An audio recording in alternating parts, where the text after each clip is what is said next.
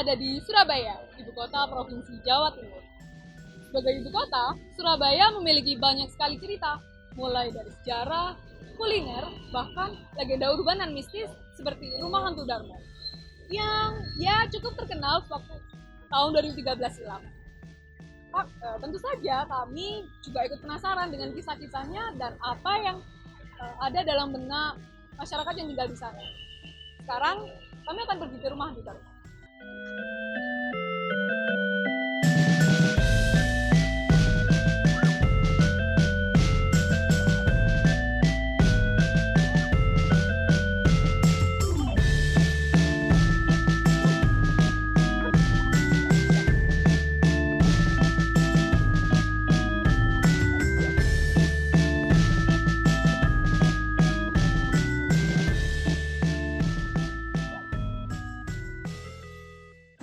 Ngomong-ngomong tentang Rumah Hantu Darmo, kita pastinya tidak asing dengan urban legend atau kisah-kisah mistis yang mengitari Rumah Hantu Darmo ini.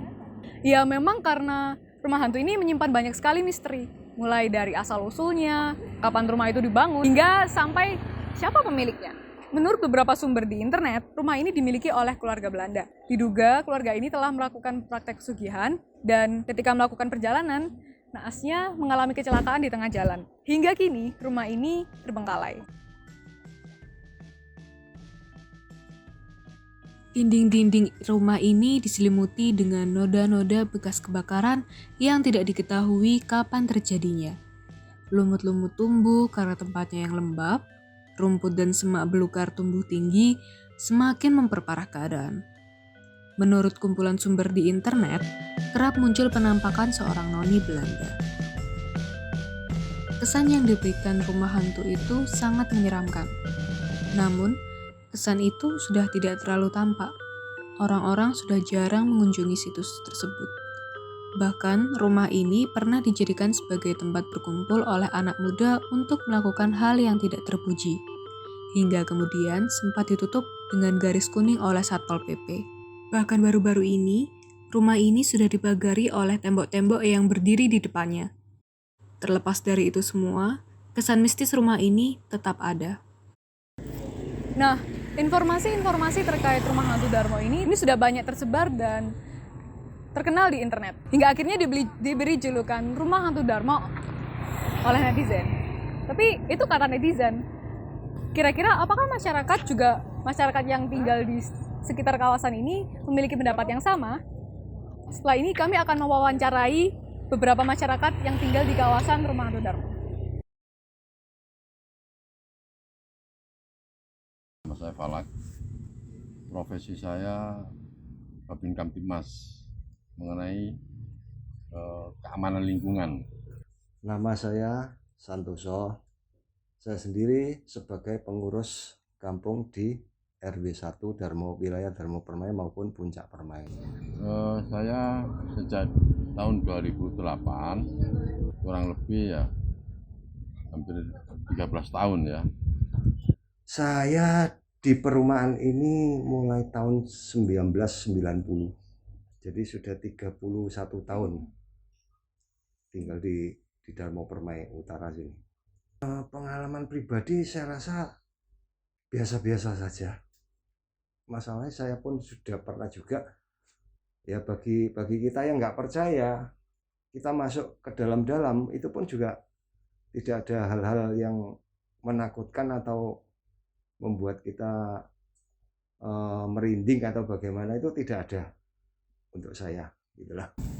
Saya anggap hal-hal yang wajar karena rumah itu tidak berpenghuni, artinya terbengkalai, sehingga karena tidak terawat sehingga membuat suasana liar, sehingga orang yang lewat lalu lalang itu memberikan kesan ada apa ini sesuatu. Dan waktu itu banyak dikunjungi oleh warga-warga dari dalam kota maupun luar kota, dianggap ada misteri yang cukup mengerikan ya, gitu loh. Makanya sampai viral di mana-mana, sampai dari pihak Trans TV pun juga pernah datang untuk syuting di sana, gitu loh. Jadi bagi paranormal yang bisa mengetahui hal-hal gaib, mereka memang mengatakan di sini ada, di sini ada, di sini ada. Itu sempat Pak Tukul datang itu sama tokoh ahli spiritual. Itu melakukan hal di lokasi itu, sehingga ini menambah wacana yang hobi sama YouTube itu berkunjung bahkan dari luar pulau ke sini untuk betul nggak rumah hantu Darmo ini seperti itu keadaannya. Ya memang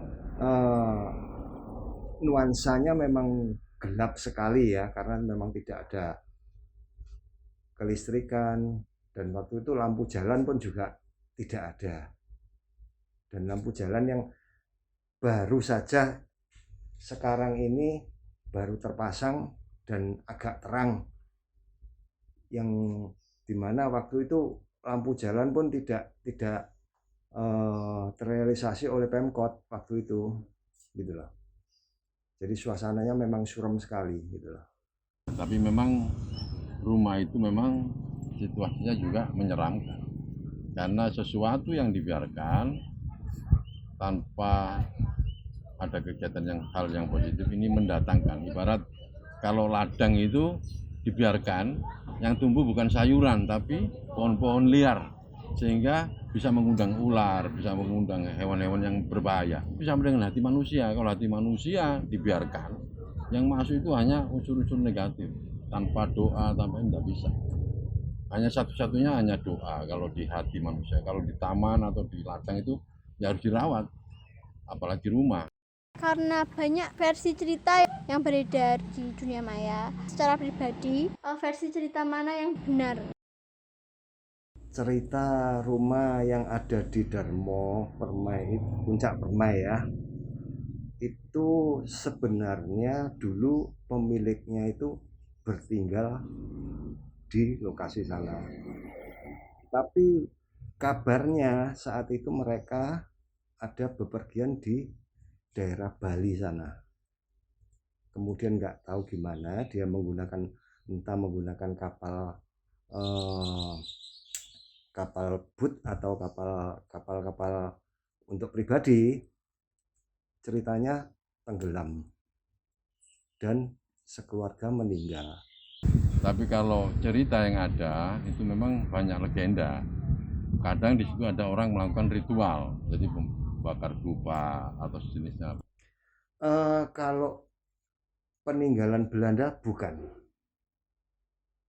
Jadi rumah itu memang baru dibangun. Jadi bukan versi bangunan peninggalan Belanda, tidak. Jadi pemiliknya tempo hari memang ada, kalau nggak salah pemiliknya itu dari orang daerah Klampes sana. Kemudian dibeli itu, gitu loh. Dibeli oleh warga yang kemudian meninggal dunia sekeluarga itu, gitu loh. Nah, sampai sekarang pengurusan rumah yang di Darmo Harapan itu, Darmo Permai Puncak ya, di Puncak Permai itu, semestinya ada ahli warisnya ada di Jakarta. Dari pihak pengurus pun dulu pernah sudah menghubungi, katanya mau datang dan untuk membenahi, tapi sampai detik ini tidak pernah hadir. Padahal sudah pernah kita hubungi juga, gitu loh. Mungkin anak-anak muda itu kadang-kadang situasi seperti itu dibuat pacaran, sehingga kita sangat ironis. Justru dianggap rumah hantu, tapi disalahgunakan oleh remaja-remaja untuk tindakan asusila. Makanya selama ini saya salut dengan pihak kepolisian maupun kecamatan, dalam hal ini Satpol PP, selalu dilakukan patroli sehingga mencegah hal-hal jangan sampai ada asusila, sehingga kalau malam begitu banyak kerumunan, banyak pemuda, dilakukan satu tindakan preventif maupun represif. Jadi sampai pernah digerebek pun juga pernah juga, gitu loh.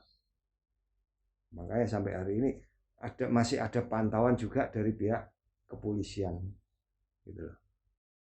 Ternyata kisah asli dari rumah hantu ini berbeda dengan legenda yang sempat menjadi perbincangan hangat di Indonesia. Warga sekitar malah tidak merasakan adanya kekuatan supranatural. Malahan, warga lebih dihadapkan pada masalah seperti kehadiran pendatang dari luar kota. Walaupun begitu, tak dapat dipungkiri, legenda tersebut telah menjadi sebuah fenomena tersendiri di masyarakat. Meskipun rumah hantu Darmo sudah tidak tampak menyeramkan, namun kisahnya tetap mewarnai kebudayaan urban kota Surabaya.